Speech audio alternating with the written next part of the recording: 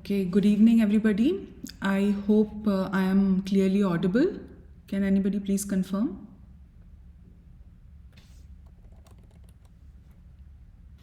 Yes, ma'am. Okay. So, for people who are joining for the first time for the problem solving session, so I am Sharmishta Majumdar and I am one of the PMRF TAs who are taking the problem solving session for this course, Maternal Infant Young Child Nutrition. And this is being taken by Dr. Rupal Dalal from IIT Bombay. So, we'll move on to our problem solving session for today. So, for today, we will be discussing some of the problems related to the content of week 9, that is, the issues faced during complementary feeding. And as you have all gone through the content of the previous lectures, where we have talked about the essentiality of breastfeeding and what are the guidelines of breastfeeding, the different kinds of breastfeeding, and then what are the specific points with which the breastfeeding techniques should be employed, and then we have learned about complementary feeding. So last lecture we have learned about the guidelines of complementary feeding, what kind of food needs to be fed, and which are the food groups, and what is the requirement of those food groups. And also we have talked about the preparation of the food and the specific storage of the food. So now we'll be talking about some of the problems which are related to the issues faced during complementary feeding. But before moving on to the specific questions, I would like to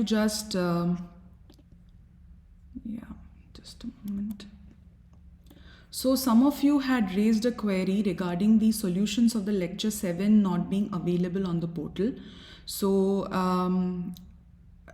as far as I know, they have been just recently updated, but I have also attached the solutions in this PowerPoint. So, in any case, anybody of you has any queries related to the solutions of the week 7 assignment, you can also go to this document. I think you can all see the different questions are given and the correct answers are also marked. So, through this presentation, yeah, you can also access the lecture 7 solution in case if you have any queries. So, is there anybody who has any queries related to any question from assignment of week 7?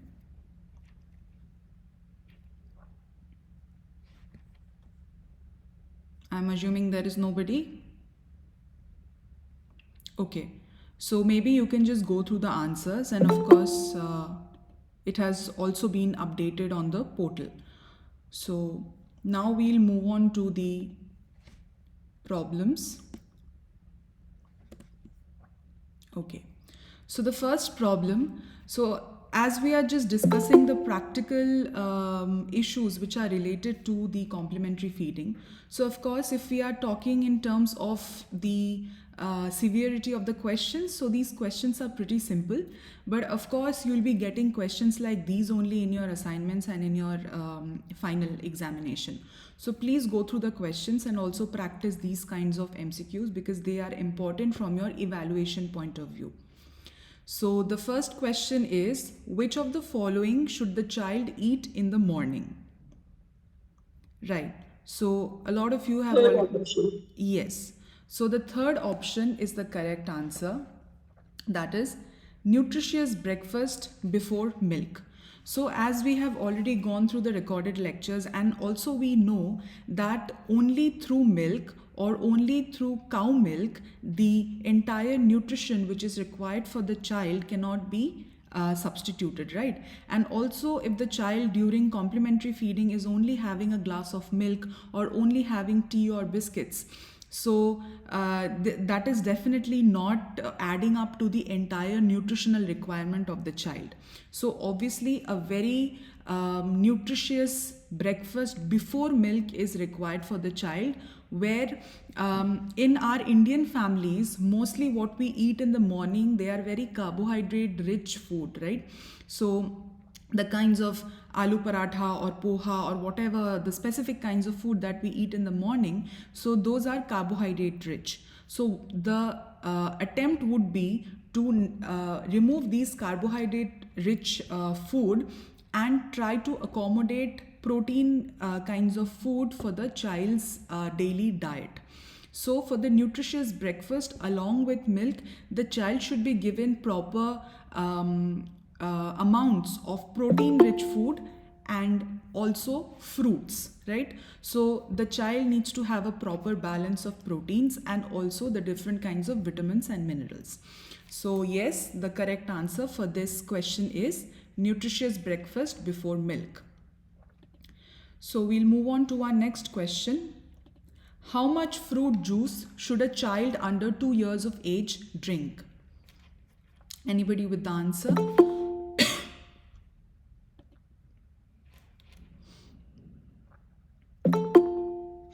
Option 2.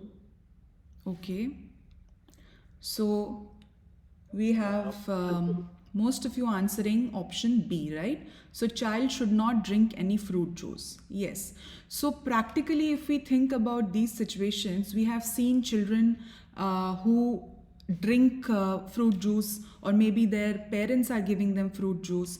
But ideally, it is not recommended that children below 2 years of age they have these fruit juices.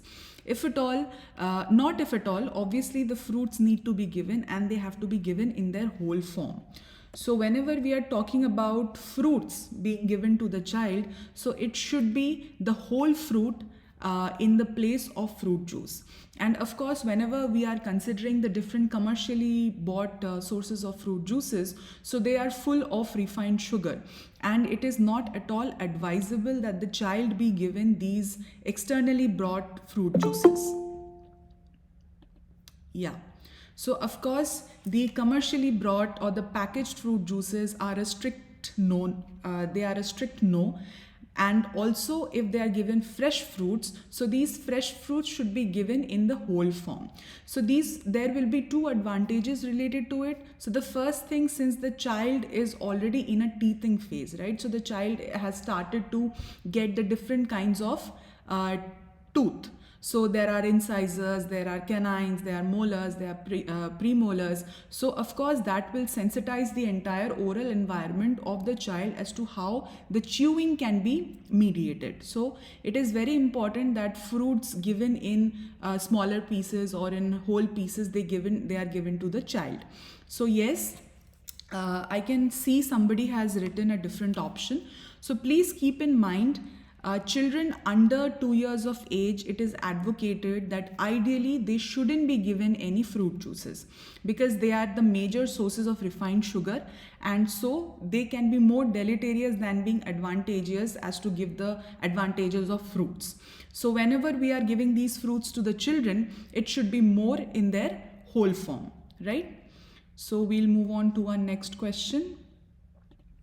What should the mother do when the child demands for a certain food only and refuses to eat the family meal? So can anybody tell me, when do we advocate the family meal? What is the stage of the child, or what is the age of the child when we are advocating the family meal? 9 months. 9th month. Okay. 1 year. After 1 year. Right. So the lower threshold or the minimum stage when we are advocating a family meal for the child is at 12 months, right? It is not 9 months. Please be careful. It is 12 months. So at the stage of 1 year, when the child is of 1 year, so at that time we can start giving the child the same kind of food that the entire family is eating, right? So that is the family meal. Now, what if the child refuses to eat the food that the family is trying, or the other members of the family they are eating? So definitely here it shouldn't be the decision which would be made by the child, but it should be the decision which is made by the mother, right? So anybody with the answer? We have the options here. Option third, madam. Right. Option B. Right. So if we go through the options, Say the first option says mother should cook the food the child wants. So obviously that should never be an option, because whenever the mother tries to please the taste buds of the child, so that is when the entire nutrition cycle goes for a toss. So hence obviously the first option can never be the correct answer. Neither for an examination point of view nor in practical situations, right? So second, mother should force feed the family meal to the child. So we have also observed a lot of mothers or a lot of people in different families that okay, the child is not having it, so okay, we'll force feed that child, but that will agitate the child more, and that will repel the child more. So also the mother shouldn't force feed the meal to the child. Next, mother should let the child choose between eating the family meal or staying hungry, and mother should order the special food for the child from outside. Also, outside food is a complete no. So mother should let the child choose between eating the family meal or staying hungry. So these are the formative years of the child, and also the child is developing his or her cognitive abilities. So this is a situation where the child is given the freedom to choose that whether they should eat the family meal or whether they want to stay hungry. So this would be a proper way where their minds can be sensitized as to eating the healthy food, or as to that they are supposed to eat what the entire family is eating without throwing any tantrums. So the answer to this question is, as you have correctly said, mother should let the child choose between eating the family meal or staying hungry, right? Okay, so we'll move on to our next question. How many times should a new food be introduced to children even if they don't like it? So what do you think the answer should be? 10 to 15 times. Okay, anybody else? You can write down your answers in the chat box as well.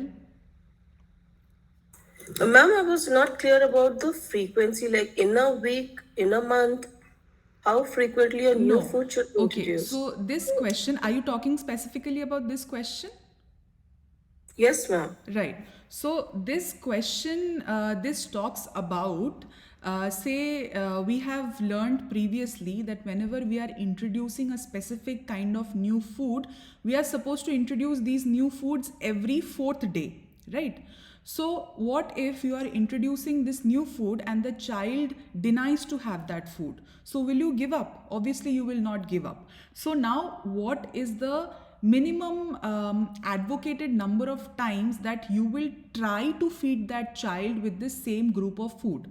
Say for suppose you are giving say some vegetable to a child, so that child is not taking in. For example, if we say we have started giving, we have introduced broccoli to the diet of the child, right? Yeah. So first day you introduce broccoli and you see that the child denies having the food. So then again, after 4 days, you introduce something else, because of course you have to, acclimatize the child's taste buds as well. So now what happens? You try to introduce that broccoli again. So now the question asks you, for how many times will you keep on introducing this specific food, so that the child's brain gets acquainted to the taste, right? So here I will go on to the answer and then I'll explain for all of you. So a lot of you have written twice, right? So this is about introducing that same group of food to the child over and over again, so that the child gets a hang of its taste.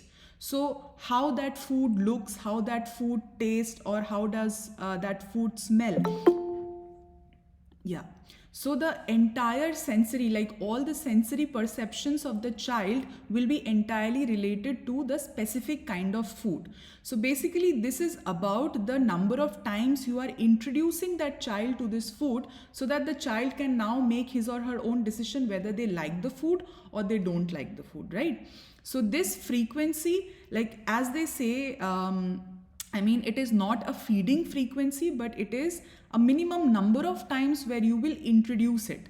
Like say if the child is not having one kind of food, so of course the mother won't give up after feeding him 5 times, right? So the mother has to try for at least 15 to 20 times, or say for the matter of the question 10 to 15 times, to acclimatize the child to the food, right? I hope am I clear? I mean, have I been able to clear your question? Yes, ma'am. Thank you. Right. So, as I just discussed, that it needs to be, the time needs to be given to the child so that they are also able to have that perception in their brain that, okay, this is how this food looks and these are the different features of these food. And then they can decide, okay, now I like this food or I don't like this food. So now if we feed the food twice to the child or say 5 times to the child, it might happen that the child is biased towards some other food taste. So he might deny taking this food. But of course, repetitively giving that child 10 to 15 times or 15 to 20 times gives us an advantage to, sensitize the child to that taste. So the answer to this question is 10 to 15 times. Please keep this in mind. This is not a specific frequency of feeding the child, but a minimum number of attempts that you need to introduce that specific kind of food to the child. So we'll move on to the next question. Excuse me, ma'am. Yes. Ma'am, in the assessment, in the assignment, sometimes now, like once in a while, it happens that the meaning of the question is not very clear. Okay. Maybe I'm not able to understand it, but I was thinking if in the exam we come across any question like this, Okay. then Okay. So one suggestion I would have for you is that the questions that would be given to you or that are being given to you in the assignments and also that will be given to you in examinations, they are entirely related to your lectures. Okay. So I would suggest you to go through the lectures very meticulously. So every point has been very clearly explained, and in case you find that okay, you are finding it difficult to understand a question, you go through the options again. You read the question, you go through the options again, and I guess you'll be able to do it. It shouldn't be a problem. Like these are very straightforward questions. yeah. Okay. Thank you, ma'am. Yeah. So next question, what is the upper limit of dairy products per day recommended for children? Okay, Option C, right. 500 grams. Yes. So option C, 100 grams. yeah. So as you have already said, option C or option number 3, 500 grams is the correct answer. Here there is a problem, madam. The question also. See, upper limit of dairy products is given. Which age, Sometimes- right? Yeah, age, and also the milk is in the liters, not in the milligrams. Yes. So here, if you read it carefully again, this is dairy products. So it is not just milk, it is dairy products.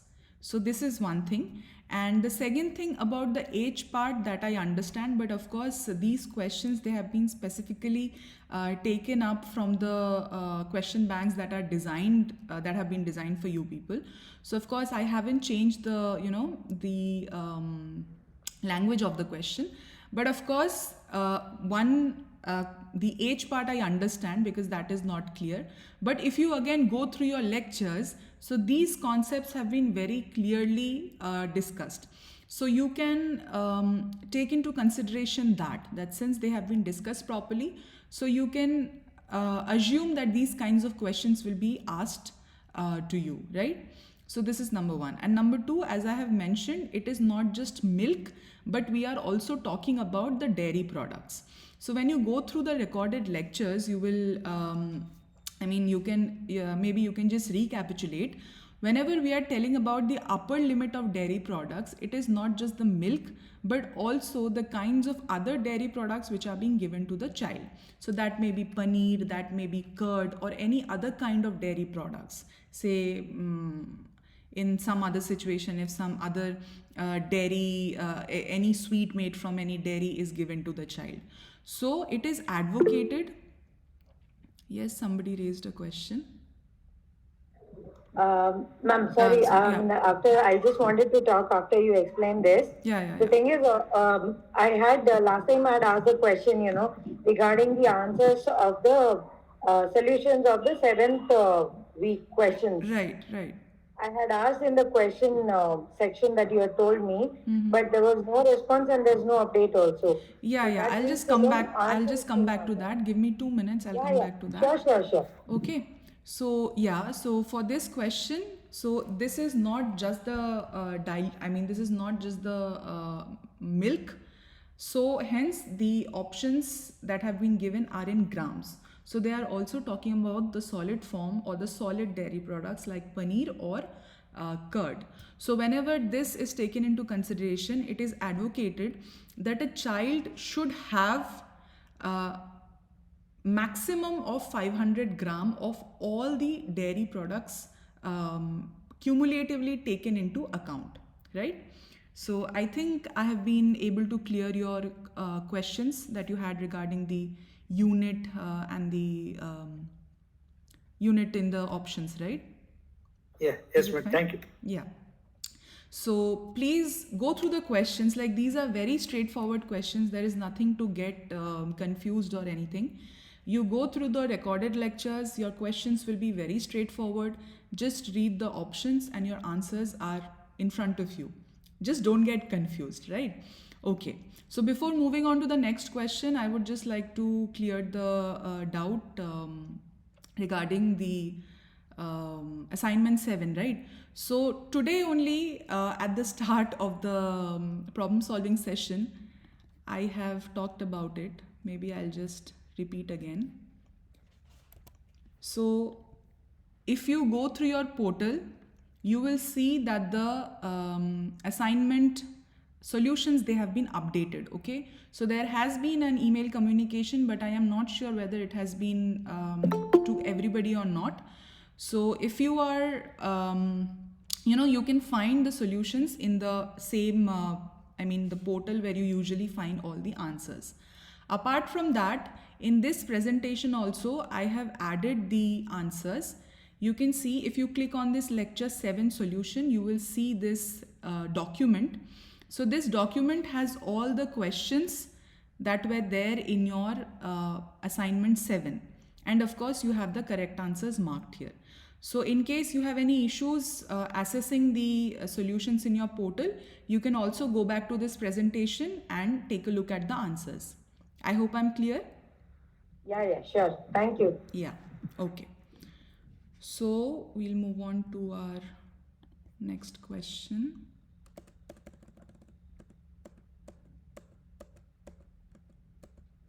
Yeah.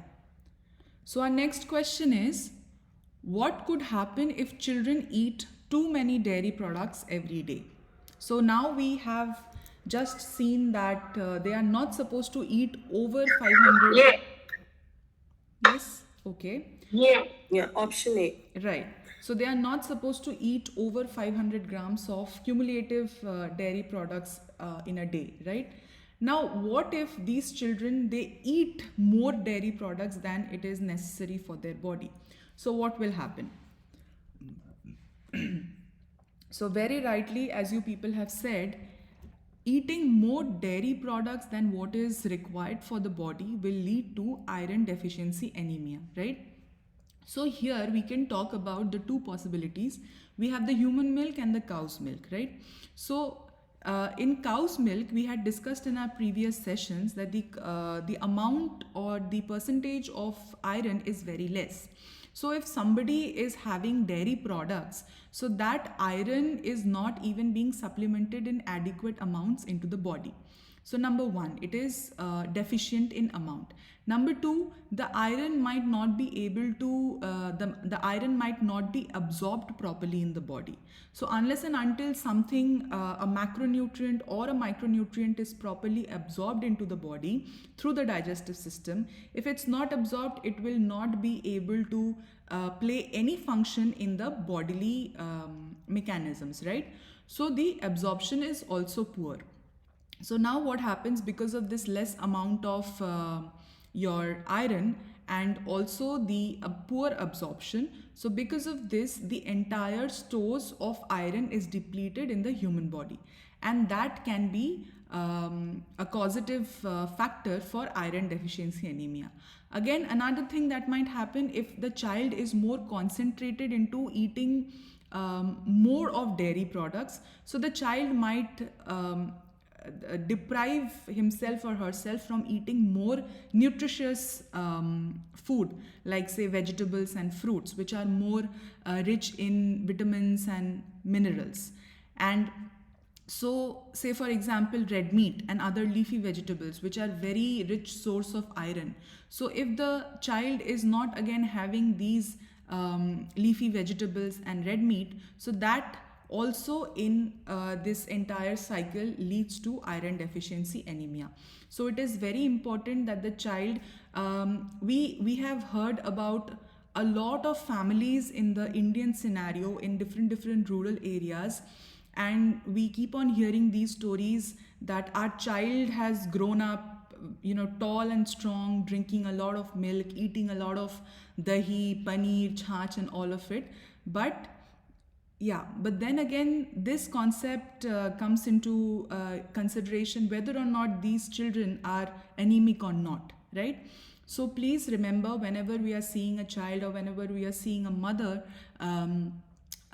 trying to feed the child a lot of dairy products, so this iron deficiency concept should also be very significantly kept in mind. And in case the child develops iron deficiency, then again the proper supplementation also needs to be started, so that the child doesn't have a very clinically deficient anemic state. Because iron is responsible, we have gone through it a lot of times, iron is responsible for the different cognitive growth and development of the child as at various stages of its development. So iron is indispensable. So hence these things need to be kept in mind when any child is having a lot of dairy products in a regular diet, right? So yes, the correct answer is iron deficiency anemia. Can I ask a question, madam, here? Yes. Actually, the iron content in the cow's milk or the buffalo's milk is less. So when you compare with the buffalo milk, cow's milk is certainly less. Yes, Why are we it is significantly highlighting only cow's milk? Why can't we say animal milk? Yeah, we can say animal milk also. It has been taken from a reference, so it has been mentioned cow's milk, but definitely it can be any animal milk, any animal substitute, say cow's milk or buffalo milk or goat milk, right? Thank you. Yeah. So next question. Kids' parties or any special occasions are always celebrated with sweets. How does this change the child's mindset? So we adults also like sweets, so children will also like sweets. So what do you think is the answer? Point B. Correct. So the child, Option B. yes, so the child believes happiness equals sweets and eats them more frequently. So we adults have also been made to think, we have gone through a lot of research that has been going on, that dark chocolate makes us happy, dark chocolate is good, and chocolate makes us really happy. So the sweet rush, that gives us a feeling of happiness, and that is the reason why we get attracted to sweet foods.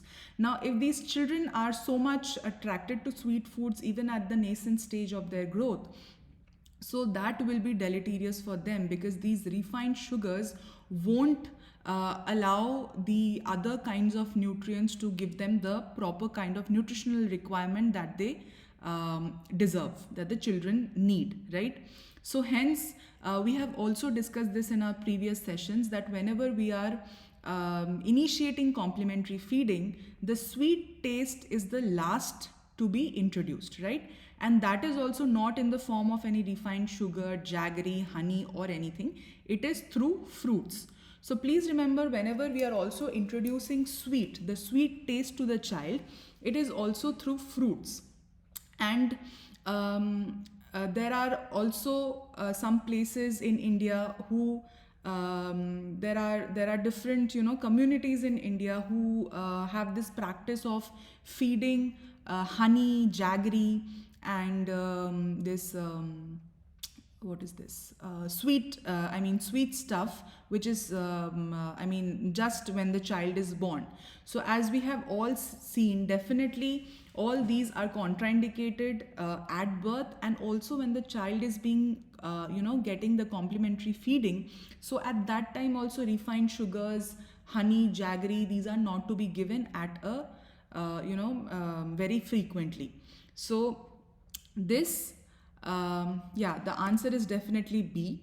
So whenever we are dealing with dealing with people, or dealing with new mothers, so it is very important that we make them understand, we motivate them and tell them that okay, your child wants it, but it doesn't mean that you have to keep on giving the child that specific kind of food, right? So yes, for this question, the answer is child believes happiness equals sweets and eats them more frequently. So to combat this situation, it is very essential that the child during complementary feeding be given the sweet tasting food as fruits as the source of that sweet taste, so that a proper balance is also maintained between the fruits and also the other kinds of food groups, right? Okay. So we'll move on to our next question. How many meals should a 1-year-old child eat per day?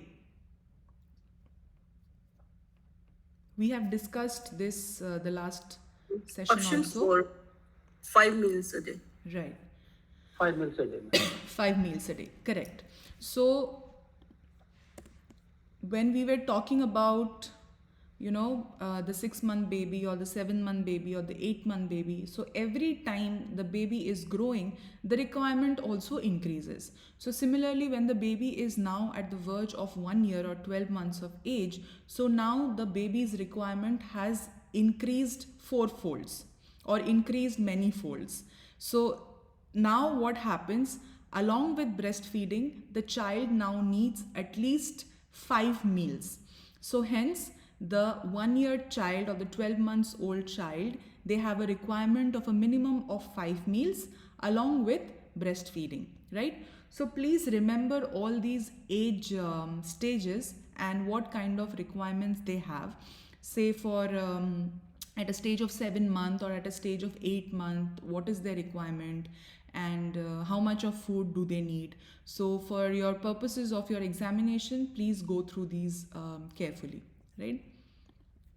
Okay. So we'll move on to our next question. What should be the consistency of food given to a 1-year-old child? Option 4, like family meals. Yeah, I am sure by now all of you are very much clear. Whenever we are talking about a child who is already 12 months of age, 1 year of age, so now the child needs to be put into the habit of eating with the other members of the family. So yes, the answer to this question is like family meals. Okay. So for this question also, like for the previous question, as I said, what is the requirement? So in these kinds of question also, please remember what is the specific kind of consistency, right? So what is the different kinds of consistency of food that is being given to the child at different ages, okay? So please go through these also for your exams. Okay, so how much food should a 1-year-old eat per meal?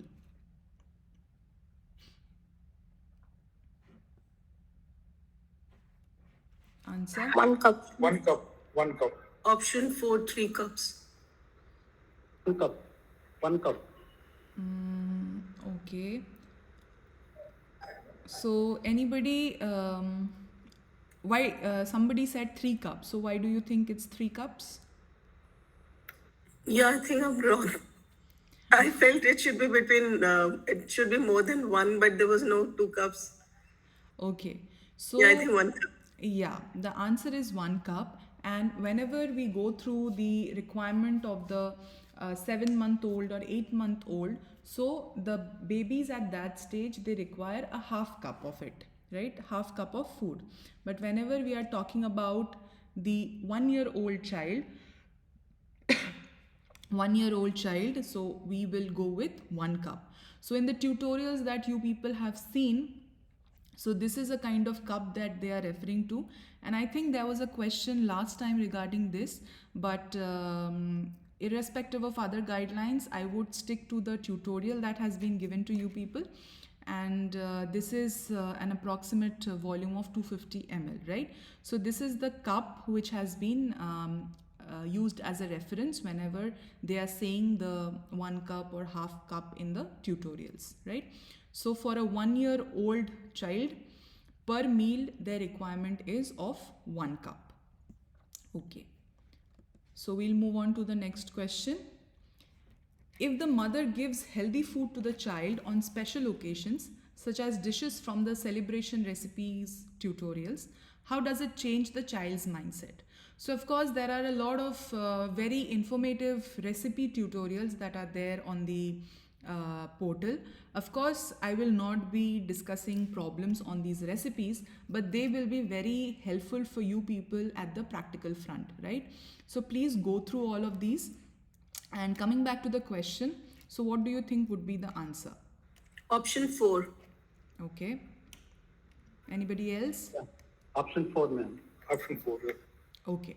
So now whenever we are treating the child with different kinds of food taste, right? So now if we give them sugar, so the child will get more acclimatized to that sweet taste. And if we train that child to eat healthy food, so this is all about the training period of that child as to how we are training the child to eat what kind of food, right? So also, as we discussed, that is the formative period of the child's cognitive abilities and also the decision making abilities. So at that point of time, if we judiciously train the child as to what are the pros and cons of eating these different kinds of foods, and if we properly mediate the kinds of healthy foods during the different kinds of occasions in homes or whatever, so this will lead to the child trying to have healthy food himself or herself. So this is also all about training, how you are training the child to have the specific kind of healthy options out of the different kinds of food that are available for them, right? So yes, the answer to this question is child looks for and selects healthy options on all special occasions. So we'll move on to our next question. So as I have said, these questions are like very easy and very straightforward, but practically we also need to keep this in mind, right? Because I am sure, in many of our houses, we have seen, or maybe we have ourselves given a cup of tea or maybe a little bit of tea to a child, right? So these are things which we are learning, and now we know that these things shouldn't be done. And it is also our responsibility to educate and motivate the people who are there and who do not have the access to all these information, so that they get to know that what they are supposed to do and what they are not supposed to do for for the benefit of their children. So now coming to the next question, how much tea or coffee should a 1-year-old child drink? Option A. Option 1. Okay. Anybody else? Option 1. Okay. So I hear only 4 or 5 voices for all the questions. I hope We go with those voices. yeah, I hope the others are not sleeping. Okay, so we have responses. Okay, never mind. So definitely the answer to this question is the child should not be given any kind of tea or coffee, and the American Academy of Pediatrics has advocated that the children who are under an age of 12 years, they should not be given any source of caffeine. So any source of caffeine doesn't necessarily only mean the tea or coffee. These also include the different kinds of caffeinated beverages that are available commercially, right? So it is very important to keep in mind that children shouldn't be given, because it is a very common occurrences that we see in children, that whenever they are seeing the adults sipping on tea or coffee, they also feel like having it. They also say like, okay, I also need some coffee. But then it is the responsibility of the adults to know that, okay, children are not supposed to be given these tea or coffee, because of course they have tannins and they have caffeines which can mess up with the entire metabolic functions of the child. So initially it might be not that major, but these can also cause different kinds of adverse health effects in the child. So it is advocated that no kind of tea, coffee or any kind of other beverages which also has caffeine, and of course they are a very rich source of sugar, so these should never be given to children below the age of 12 years, right? Okay. So we'll move on to our next question. A mother feeds an expensive formula milk to her baby, yet the formula does not protect the baby. Why? Answers.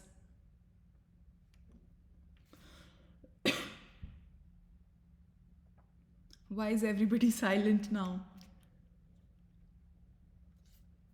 Bullet 1. Okay. Anybody else? It's again a very straightforward question. You have gone through the concept. Please read the the options and you'll just get the answer. Option 1. Okay. So these have already been discussed before. Like these concepts have very, they have been discussed many a time. So yes. Yes, somebody was saying something. Okay, so let me just go to the question. So now what does the question say? So the mother is feeding a very expensive formula milk to her baby, but the formula does not protect the baby.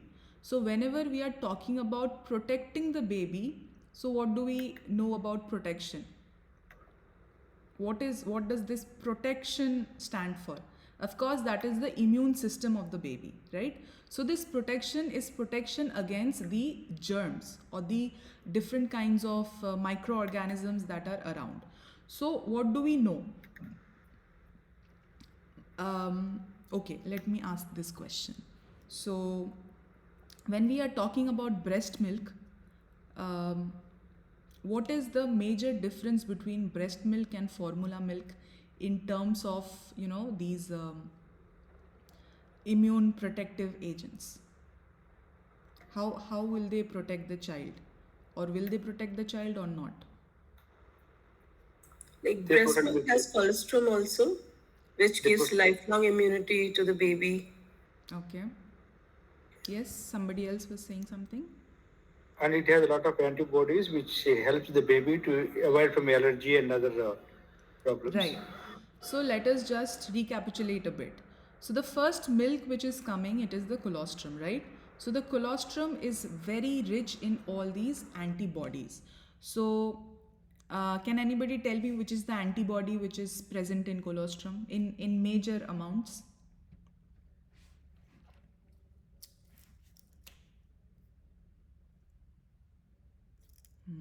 Okay. So let us just recapitulate. We have discussed this and we have gone through problems in the same areas. But again, let us just talk about it. So whenever we are talking about these immune, agents, so there are some antibodies like antibodies, these are called Ig or immunoglobulins, right? So immunoglobulin G, A, M, these are all present in breast milk, right? But in colostrum, specifically, the immunoglobulin A is present, which is giving a major chunk of immunity to the child, like immediately after birth.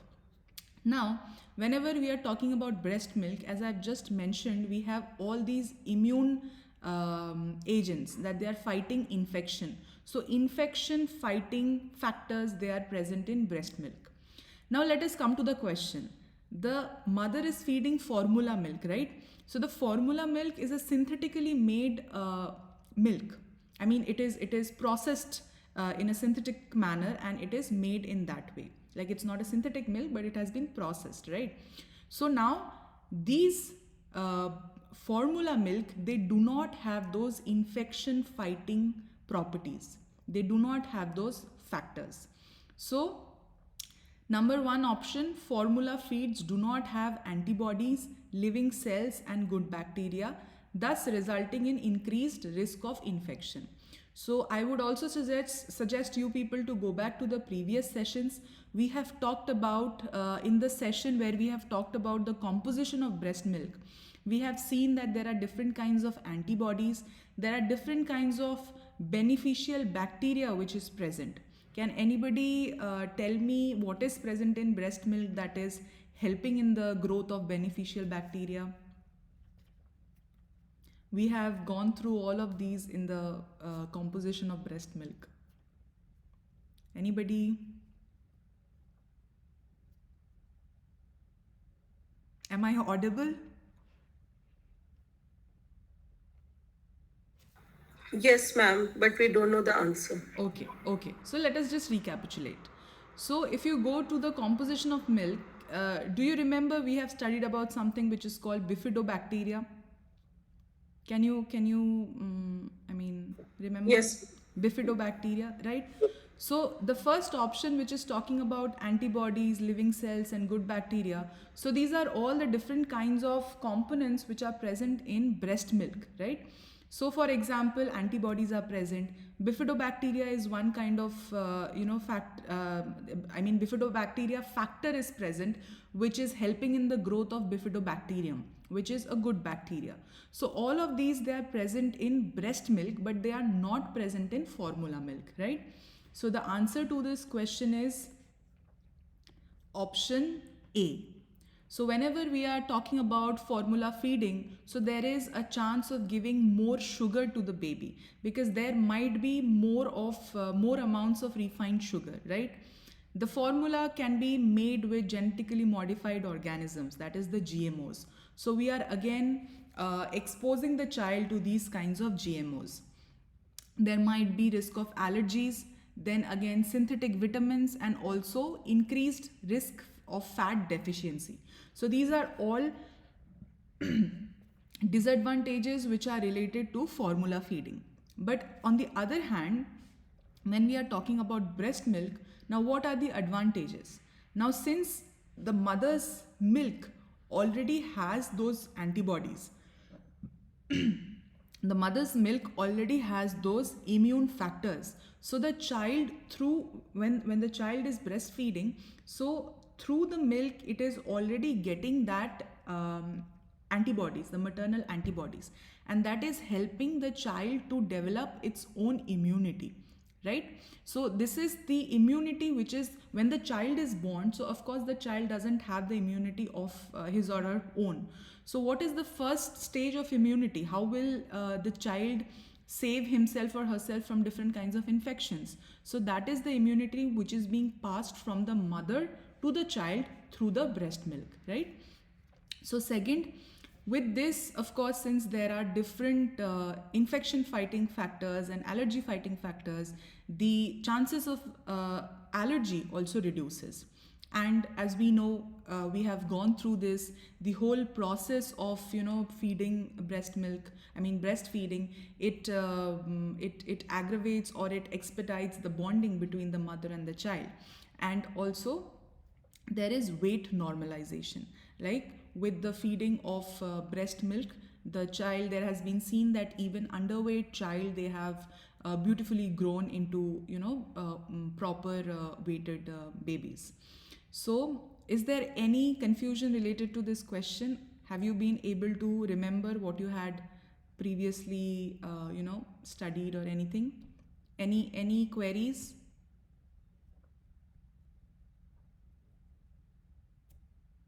Clear, no. Thank you. Okay. So please keep in mind, it is the mother's milk or it is the breast milk which has got the infection fighting factors. The formula milk doesn't have it, right? And hence formula milk should never be given to the children because of course they are devoid in all these factors, and it doesn't make sense if we keep on giving no matter how much expensive formula milk to the child. It is not doing any benefit for the child, right? Okay. So we'll move on to our next question. Please go through the previous sessions. The questions are all very related. it is, I mean, it's a very related concept, right? So, I mean, there is no need to get confused or anything. So we have gone through this whenever we are talking about breast milk, we are talking about the composition of breast milk, right? So these things, they are just being repeated. I mean, the questions are just being repeated in a different form. Okay, so we'll move on to the next question. Mothers supported by health workers have been exclusively breastfeeding their babies for the first 6 months, but the babies are still not gaining enough weight. What could be the most common reason for this? I think all of us, we know the answer. Bullet one. Option Yes. A. So all of us, we know the answer. This is one of the major reasons why many of us, we are taking this course. We are getting to know a lot of new things about the breastfeeding techniques, right? So it is, we have seen that a lot of healthcare workers, a lot of,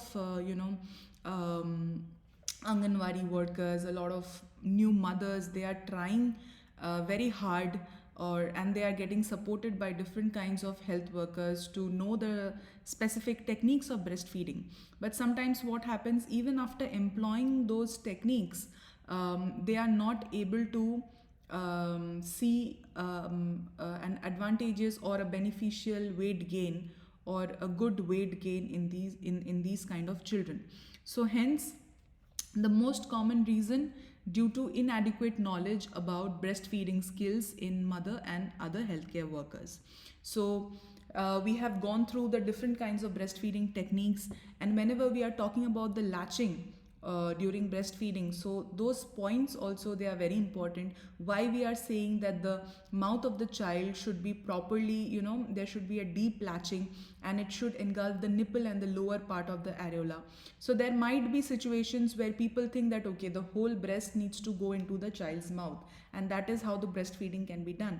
But of course, no, these are the different technical intricacies, intricacies that need to be told to people, that needs to be communicated, that needs to be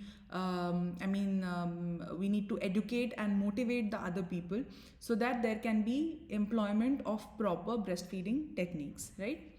Okay, so we'll move on to our next question. How much protein is present in 500 ml of cow milk? 10 grams, 16 grams, 32 grams, 20 grams. 16 grams. Okay, anybody else?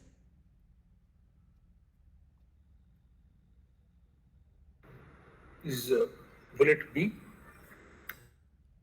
Okay. So we'll move on to the answer.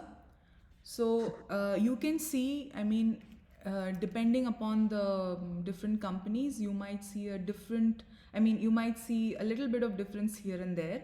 But as you can see here, per 100 ml, the protein content is around 3.2 grams, right? So whenever we are talking about 500 ml of cow's milk, it comes to around 16 grams. So Option B. yes? Option B, ma'am. Right, option B.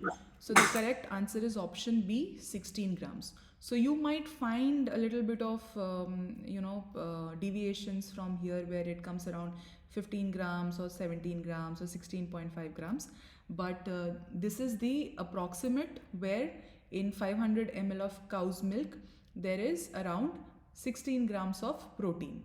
So we have also talked about the amount of different, macronutrients in the breast milk and in the cow's milk in previous lectures. So the recorded lectures are there. Please go through those sessions and keep on recapitulating. So we'll move on to the next question. Mother wants to increase her breast milk supply. Which of the following will affect it? What do you think will affect the breast milk supply? The options are breastfeeding frequency, time of breastfeeding, mother's weight, baby's hunger levels. Baby's hunger levels. Okay. Even breastfeeding frequency and baby's hunger levels both. I think all three options are correct, no, ma'am. Then, The more then the time of more the breastfeeding breast- also important. the more will be the supply of milk, and the more hungry the baby is, the more demand he'll have. Right.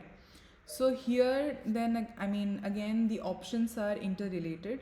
But whenever we are talking about, the increase, so it should be the breastfeeding frequency. Of course, the baby's hunger levels and the time of breastfeeding, it is also related. But the answer here is breastfeeding frequency, because if you think more the frequency is, so do you remember the role of oxytocin? Anybody just tell me how is oxytocin related to this? And what is oxytocin? Oxytocin is the hormone release of milk. Okay. Ejection of the milk. So when the baby sucks, Right. prolactin So- increases the milk secretion, and oxytocin is ejection of the milk. Okay. So what we are looking at is the oxytocin. It is a hormone. So what happens whenever there is suckling, whenever the baby is suckling? So why we can, one by one, let us eliminate the options. So baby's hunger levels. So baby's hunger levels, mother's weight, time of breastfeeding, they can be subjective. But breastfeeding frequency, so breastfeeding frequency, so with the increasing number of breastfeeding episodes, say the child, whenever there is the suckling, so that directly mediates that oxytocin pathway. And whenever that oxytocin release is there, so the brain, it gets a signal that, okay, so more amount of blood can be, the more amount of blood can be released. So that is a very important oxytocin pathway, or the this is called as the letdown reflex, right? So oxytocin, it mediates the letdown reflex. So what happens? So whenever the baby suckles, so as we can see, I have just discussed about it. So the baby is suckling, and then the breast milk is ejected out of the milk ducts, obviously. And here what happens, it is a continuous cycle. So whenever the baby is suckling, so this oxytocin, the nerve cells in the nipple signal, they signal the brain to release oxytocin. Now the oxytocin, in turn, it causes the muscles in the breast to contract, right? And then the oxytocin, since the muscles are contracting, so it leads to the ejection of breast milk. So again, this is a continuous cycle where the oxytocin is being acting as the letdown reflex, where it is leading to the increased supply of breast milk. And so here the answer would be the breastfeeding frequency, as to how many times the breastfeeding is being done and what is the exact frequency. So if there is more of suckling, there is more of this oxytocin reflex which is being generated, and because of that, the brain will be signaled that, okay, now the oxytocin needs to be released, and then the more of milk supply is also there, right? Okay, we'll move on to our next question. When are the baby's rapid growth periods in which the mother should breastfeed more often?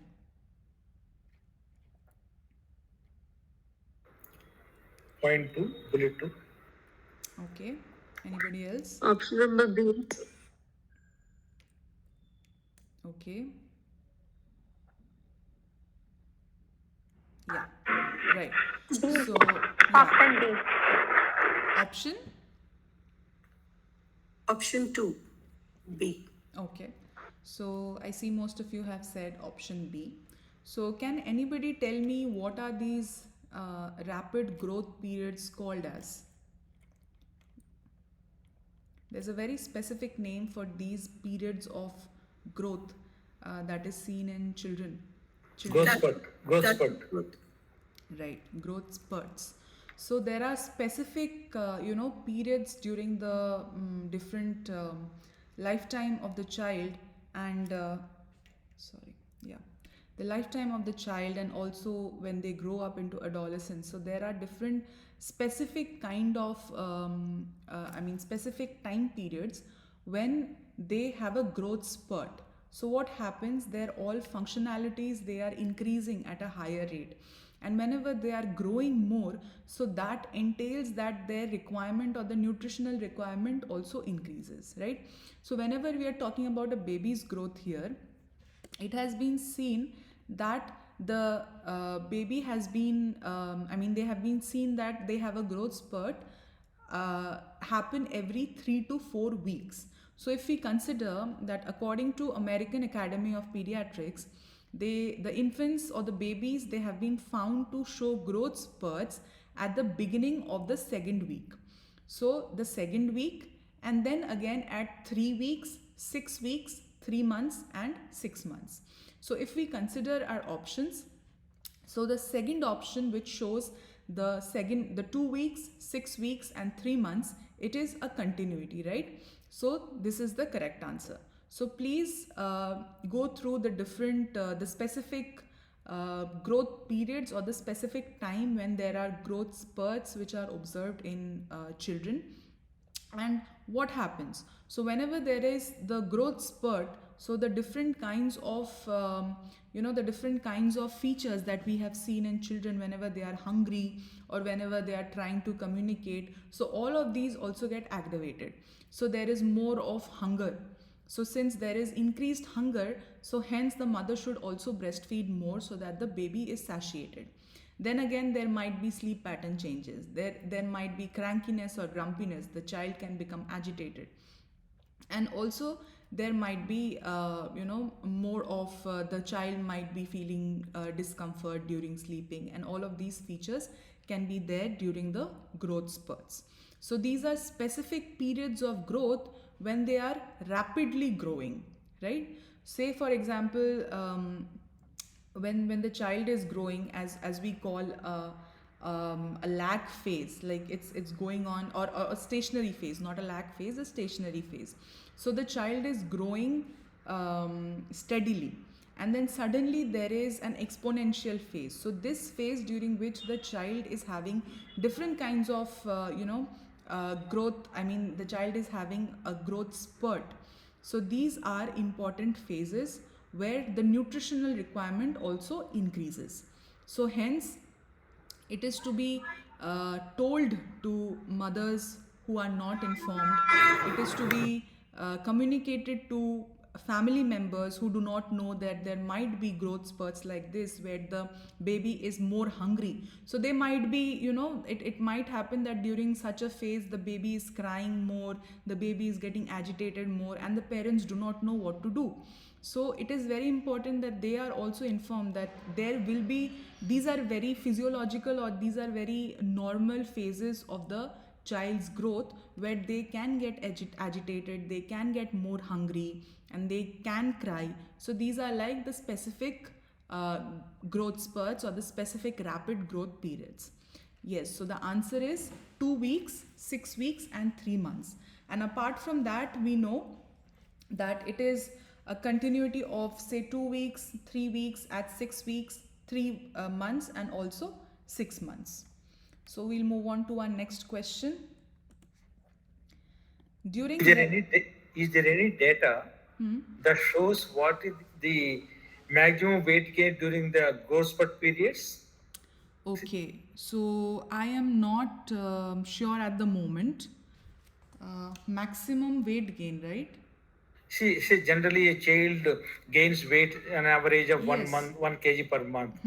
Is there any difference between, see, generally what I'm saying is in ICD's growth charts, whenever the Anganwadi worker shows the higher growth, higher weight, generally people question how can the child gain weight like this? Every month she is gaining 750 grams, but now this month you're shown 1.5 kg or 2 kg, something like that.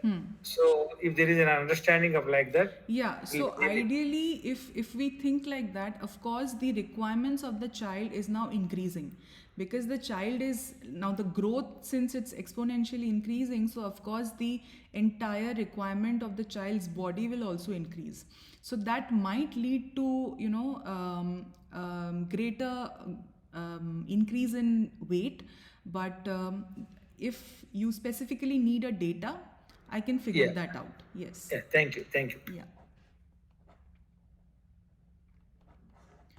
So since the baby is growing, of course, like with age and with the period, since now the baby is growing, of course the requirements will also be high.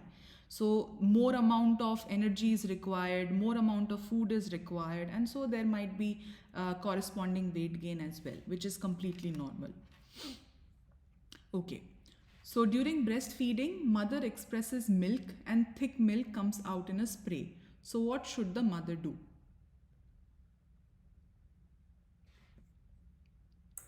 Option B. Option B. Okay. Okay. We have gone through this concept a lot of times, I remember myself. So can anybody just recapitulate for me? The fore milk and hind milk.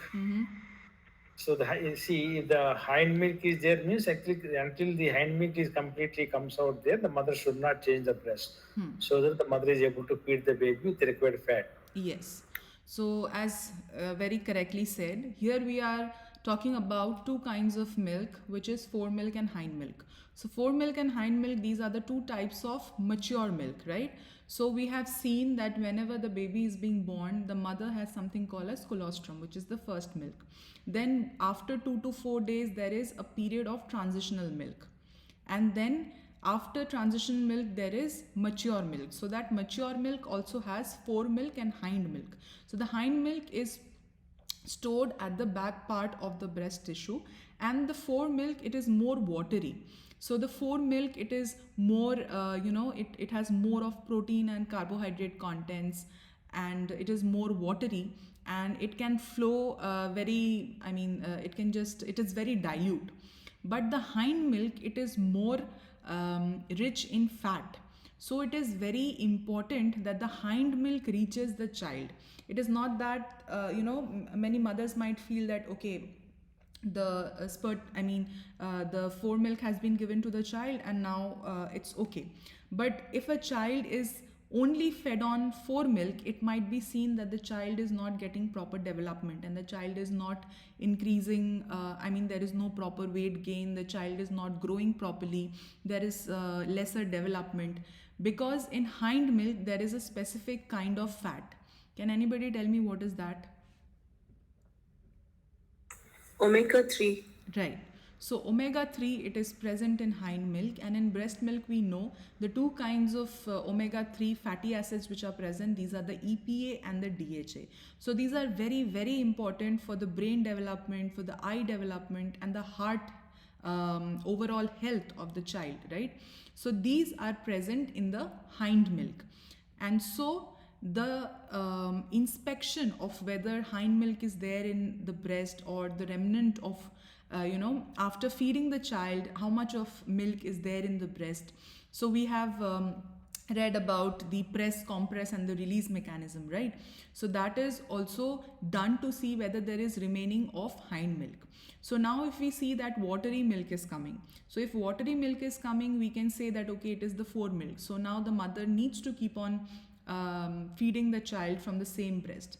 Again, if we see that the mother is expressing thick milk, but it is coming out in spray, so that means there is still hind milk remaining in the breast, and it is essential that the milk be fed to the child. Again, another kind of inspection is that if hind milk or a thick milk, it comes in drops, say very few drops are coming out. So that means, okay, the hind milk is at the verge of, the breast is at the verge of emptying, and now the mother can shift the baby to the alternate breast if the child is still hungry, right? So at a practical sense, if I say, it is also important to educate people about this fore milk and hind milk. Like, how does the milk, appear? Because, okay, I'll just show it. So yeah, so the fore milk will look different, the hind milk will look different. So there are a lot of women in the rural areas, even in the urban areas. It is very important, whenever we see something, we visually inspect something, it becomes easier for us to grasp the concept, right? So the same thing with this. If we educate them, if we tell them that, okay, this is how the milk looks. So the watery part is the fore milk, and the more thicker, creamy, a more yellowish milk, which is the hind milk, which is more richer in fat. So you need to see that your child is getting that.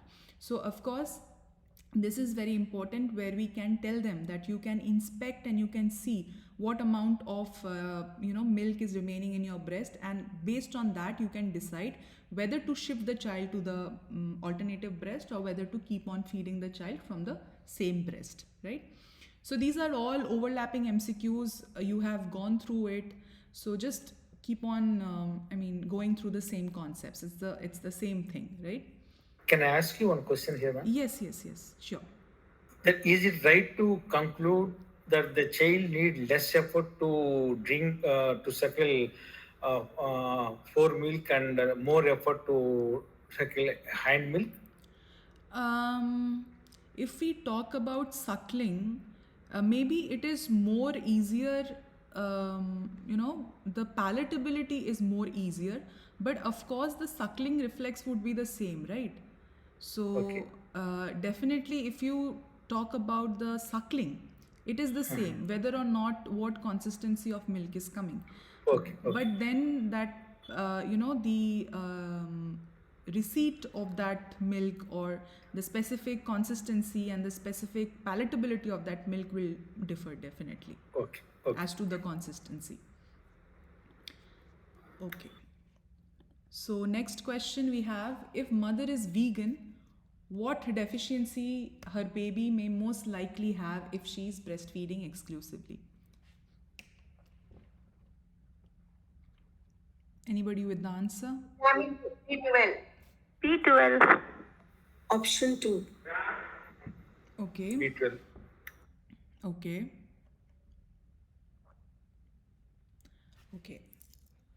So, yeah, somebody has said, okay. I'll go on to the answer. So, you people are very correct. It is vitamin B12. So, whenever we are talking about vitamin B12 or cobalamin, so the most richest sources of vitamin B12, these are the meat, the non-veg sources, and also the dairy products, right? So this is one of a very important vitamin which is required by the different functions of the body. Now, when we are talking about a vegan mother, we know nowadays a lot of people are turning vegan and they are trying out different kinds of food options, almond milk, soya bean milk in places of the conventional dairy products.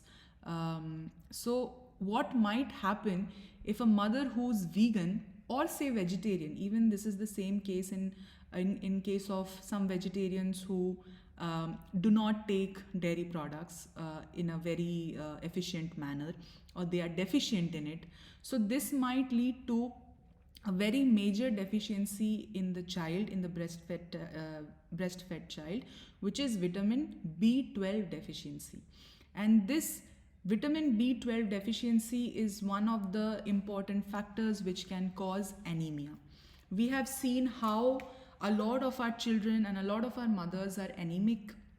It's a huge percentage where there are a lot of anemic people.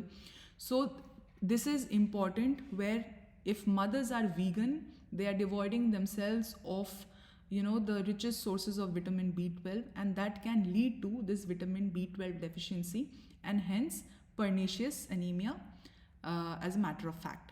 Now, there are a lot of studies which have found, these are not very recent, it has been seen in even around 1997, that these kind of these kind of vitamin B12 deficiency, it can cause severe neurological symptoms, neurological disorders in the child. So nerve related problems can be caused because of this vitamin B12 deficiency. And in extreme cases, it has been seen that there is even loss of nerve cells, which is called as brain atrophy, right?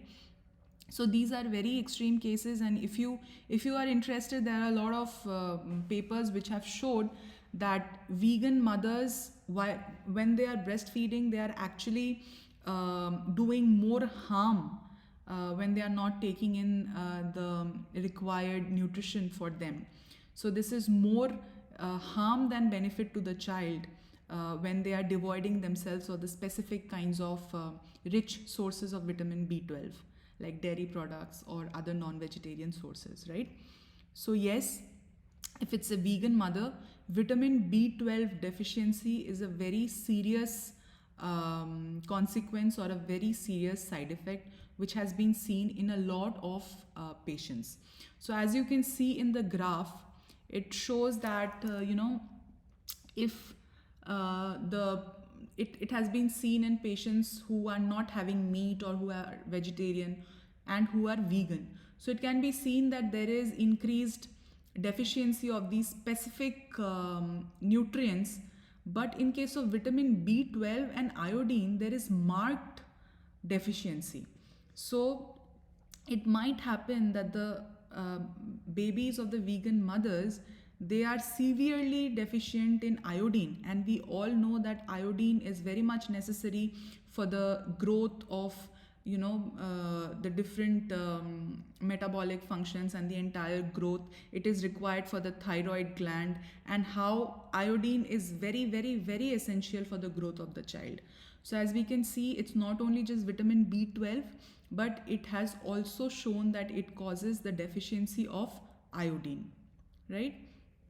And also along with it, it has shown that it can have deficiency of zinc, selenium, and these are also very important micronutrients that are important for the child's growth. So this is very important, where whenever if we come across people who are turning vegan by their own choice, so they also have to be informed that these are some of the consequences that might happen, so that they have a proper they can judiciously make a decision regarding their food choices and how they would go forward with it. So we'll move on to our next question. Ma'am, can we have some of studies on this with mothers' deficiencies? Yeah, so I'll just show you. This is this is one of the papers. You can see there's a DOI number which is given in the slide, right? If you click on that, you can read this paper. But of course, there are a lot of other papers who have reported this specific kind of neurological symptoms in vitamin B12 deficiency, right? So if you want, I can send it to you on email, or even if you just search on Google neurological symptoms related to vitamin B12 deficiency in vegan mothers, or vegan mothers vitamin B12 deficiency, you will find a lot of established studies which are there. Okay. Yeah. Okay, thank you. Okay. Ma'am, one I can ask, I think I wanted to ask in the last, but actually I'm going through your slides. So there we can only see and study, but we cannot download, because now I sometimes have felt maybe it may be useful for use of the educating the mothers and even the communities. You cannot download. Download, we are not able to do it. Okay, I'll check the access. I'll let you know. Yeah. But if you are able to see it, I think you can download it also. It shouldn't be a problem. I tried, ma'am. Okay. I'll just. I can see, ma'am. Yeah. Okay. Let me just finish with the session. I'll come back to you. Okay. See, what is our observation as a clinician is thiamine deficiency. Vitamin Also B1. is there, Yes. which definitely causes a encephalopathy like things Yes. in a babies. Yes. Nowadays, we are telling the moment the baby comes, and if there is any problem, even if that baby is a breastfed, we give thiamine injection, that is a vitamin B1, right. and B12 also. So definitely vegans are known to cause, and we ask the history, immediately we treat and they get better. Yes. So it is obviously it causes a deficiency. Yes, definitely. As very rightly pointed out by Dr. Patel. So as we are talking about these sources, so the different vitamins of, the vitamin B, say vitamin B1, vitamin B12, and the different kinds of folate and all of that we have seen. So they are present in all of these non-veg sources, dairy products. So whenever anybody is deficient in it, so there are very specific symptoms that can be seen. You can also see in adults who do not, who keep on, who do not have milk or milk products, they start developing these kinds of ulcerations at the corners of their mouth, which we call angular cheilitis. So these vitamin B deficiencies, they are very major, because we think that okay, we are not drinking milk, what will happen? But these are little things which might cause a very major kind of deficiency in the body of that person. So similarly, it is also for the child. So even if the child is being breastfed from the mother, but still since the mother is not getting the adequate kind of nutritional requirement that she needs, obviously that will be reflected on the child, right? And if there is deficiency, so of course that specific kind of supplementation also needs to be there. And we have also discussed the similar kinds of things in case of iron and folate deficiency, where the mother needs to take that supplementation so that the baby is not affected, right? So related to all these deficiencies, the supplementation at a proper time also needs to be done. Yeah, thank you for the information. So we'll move on to the next question. Yeah, so a mother has sufficient breast milk supply. She wants to give her child 1 to 2 cups of animal milk per day over and above the food she is giving. Appropriate time to do so will be after the baby is, what do you think would be the answer to this? So they are talking about animal milk. So it's a different non-human source of milk that the mother wants to give to the child over and above the breastfeeding. 1 year of age. Okay. Anybody else? I think 1 year of age. Okay. So here let us again recapitulate one concept. What is the time period for complementary feeding? When do we advocate that the complementary feeding should be started? Until what age? At the beginning of 7th month. 2 years. Right. So it's from the end of, when the baby has completed 6 months till the 2 years of age. So at that time, what we have advocated, that these are the different kinds of food that need to be given to the baby along with breast milk. So we have studied about 8 major groups. These are essential groups, and food from all these 8 groups need to be given to the baby, right? And if at all it is not available for the baby, still at least food from 5 groups need to be given to the baby. And the major part of this is breast milk. So as we know, the breast milk is definitely superior than any other animal source milk, right? So here, if at all the mother needs, going by the question, if at all the mother wants to give additional milk, she can do that, of course, after 2 years of age, because before that her breast milk is sufficient enough, or her breast milk is credible enough to do the entire kind of nutritional requirement for the child. So any kind of animal milk substitute is not necessary over and above the breast milk, at least till 2 years of age. So as we can see, that at 6 months of age, we know that complementary feeding, at the end of 6 months of age, we are starting with complementary feeding.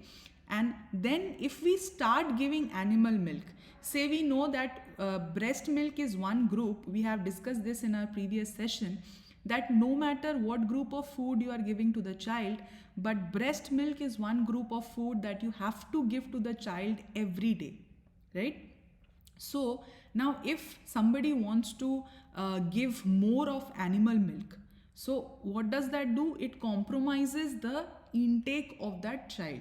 So now the child will be full, the child has got breast milk, the child has got animal milk. Now the child is already full. The stomach is this much. There is no more space to have the other nutritious food. So this is disadvantages. So the mother will be inadvertently depriving her child of the different kinds of nutritious food which is available, the sources of vitamins, the sources of minerals, the different vegetables, fruits. So that definitely is not beneficial for the child, right? So now at the age of 2 years, when the child has got a considerable nutritional requirement, and the child is at a stage where now the different metabolic systems, they can take care of themselves. So after that, it is a possible time. Now it is not being said that okay, you have to give, but it is possible that the mother now can give after 2 years of age, but definitely not at 1 year of age, where still it has got the requirement which needs to be fulfilled by breast milk, right? I hope I'm clear with this question. Yeah, thank you. Yeah. Yes, ma'am. Right. Okay. So this was the last question for today's session. But before moving, ending this session, I would just like to suggest to people, please go through the previous sessions. And since we are almost at the verge of completing our lectures and all of it, so in case you have any doubts, or in case if you want me to discuss any problems related to any specific concept, please let me know. Either you can mail me, or you can also put it up on the question tab on the portal. So I hope I had given my mail in the class Monday. So do you people have it, or should I give again? Yeah, ma'am, you are not having your email ID, ma'am. Okay, I'll just write it again. Can I ask one question of this Yes, sure. ninth assignment? Yes, 9th assignment. Okay, go ahead. So the question number 5. A mother wants to feed a ragi porridge to her baby. What are the 2 steps she should take before cooking ragi to get the maximum benefit of its nutrient for the baby? Huh. Because the way they appear all the options. Like first option is ragi should be soaked in water for 6 to 8 hours and sprouted. Second is ragi should be dried and fried. Ragi should be ground and roasted. And ragi should be dried and powdered. Okay.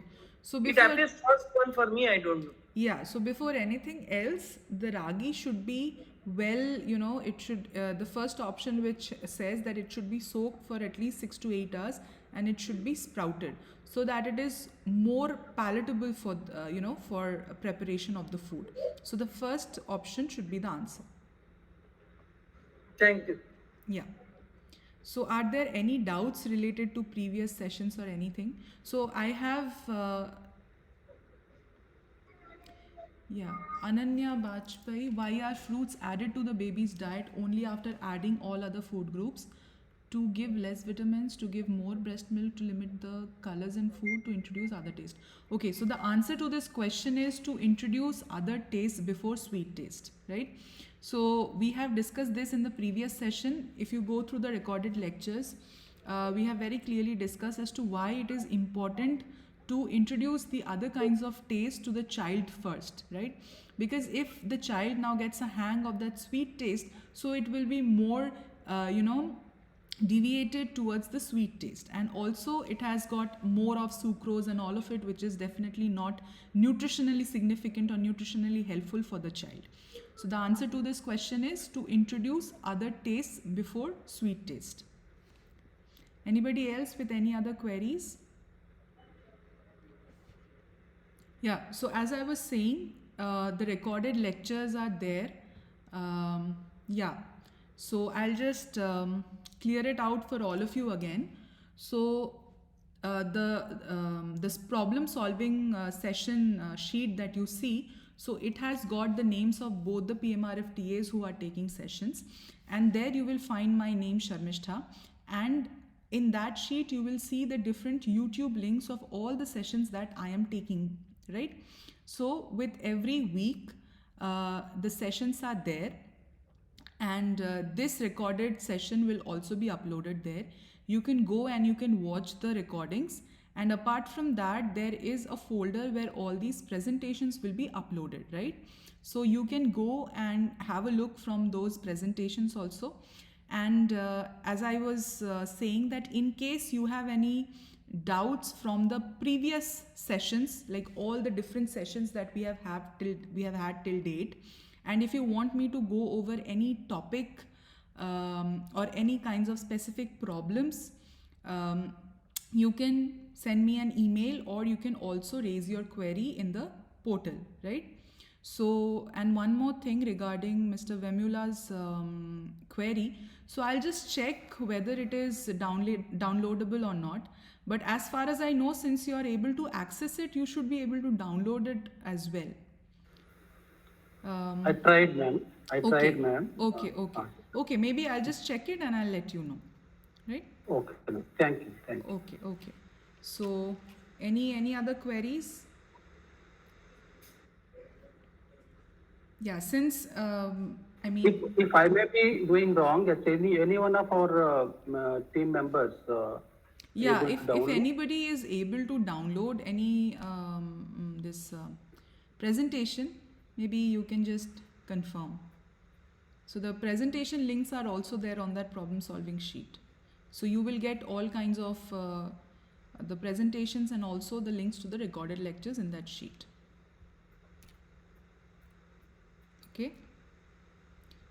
Okay, then I think we'll wrap up for today. Excuse me, ma'am. Yes. One question was asked about ragi. I couldn't hear the answer. Can you please repeat? The answer is the first option, where it needs to be soaked into water for 6 to 8 hours and then sprouted. The first option is the answer. Okay, thank you so much. Okay. Thank you. So we'll meet again the next Tuesday, and we'll be talking about the different topics that you'll be going through in week 10. Ma'am, actually, I had just seen that videos. Yeah. And the questions also have gone through, but only the preparation of the recipes are focused on more on this. It may not be, I think, proper material I found. Maybe I may be wrong, but I'm not saying that it may be wrong. But most of the videos, 3 videos, of course, 4 videos are focusing on the preparation of the recipes actually. Okay. But questions are different. Are you saying for this week's content? Yeah, for the following content, maybe 10th week. Yeah. So that is actually decided by Dr. Rupal Dalal. So of course, whatever content is being given to you, you can just go through it, because as I said, the first one is related to the issues with complementary feeding. So, and the rest of, since the recipes are also very important part of this course, so hence those recipes have been given as separate lectures, right? So of course that is decided by her, so there is nothing that I can say. No, what I'm saying is that questions asked. Questions matching will not come from recipes. That I have made clear also. Yeah. Questions will not come from recipes. Recipes are for our knowledge. Recipes are for our practical implementation, because this course is all about practical knowledge, right? So yeah, recipes, you won't be getting any kinds of problems or any kind of questions from recipes. That is all for our knowledge. Okay. Thank you. So I hope there are no other queries. In case you have queries, you can always email me, right? Okay. So we'll meet again next Tuesday. Good night, everybody. Thank you, ma'am. Thank you so much Thank you. for your time. Thank you very much. Thank you. Thank you. Thank you. Thank you, ma'am. Thank you. Thank you for joining, all of you. Thank Good you. night. Yeah. Thank you so much.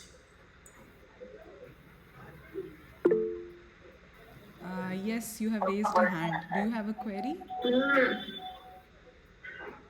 Or it is okay?